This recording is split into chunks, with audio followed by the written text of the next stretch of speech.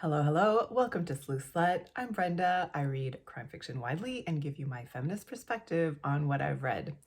This time, I was very lucky to be one of the first people in the waitlist for this new book at the library, and I wanted to tell you about it right away because I just devoured it. It's called Wahala. It's by Nikki May, and it was published just this year in 2022. Wahala is the story of three women who become friends in university, and what they have most in common is their shared background. They all have a white British mother and a black Nigerian father.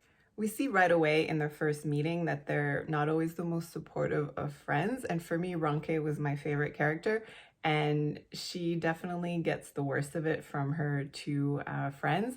And so when the fourth friend infiltrates the friendship and starts causing trouble, like there's lots for this malicious fourth person to exploit. This book is really centered on the lives of Black women in London, and I love this type of book that really explores relationships. Like we get into, they're all in relationships with men, so we get a little bit into that. And also, like as a white French Canadian woman, my identity is not really at the forefront of my mind a lot of the time, but for them, it really is. As women of Nigerian descent, it really forms a lot of how they bond and how they experience the world.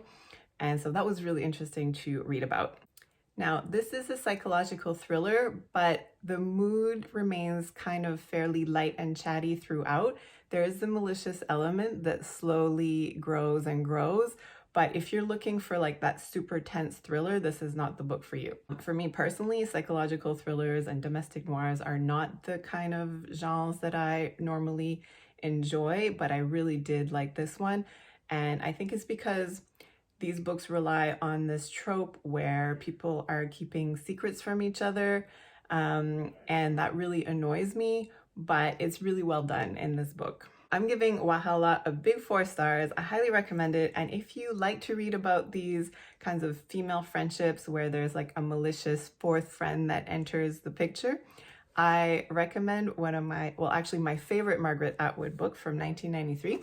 It's The Robber Bride, and I found that Wahala had been compared to like Sex and the City and Big Little Lies, but I find it has more in common with The Robber Bride.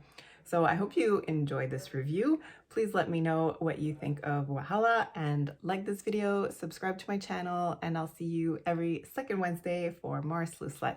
Merci, au revoir.